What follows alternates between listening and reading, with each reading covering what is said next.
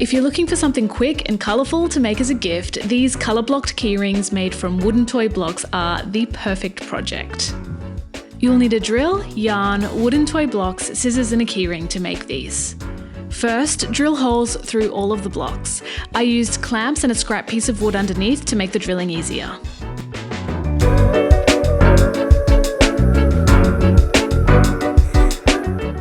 Next, create a tassel by cutting a bunch of yarn strands at the same length, then tying them in the middle with a long piece of yarn.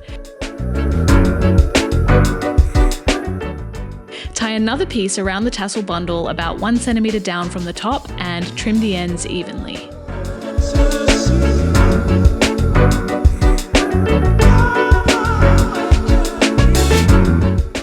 Thread the blocks onto the tassel. I used a skewer to help push the yarn through each hole.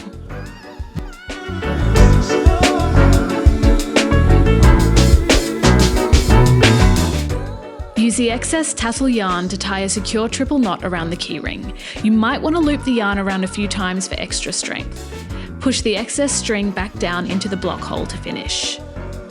This project makes a great present topper, keyring, or even bag charm, and you could even hang it on the tree at Christmas time.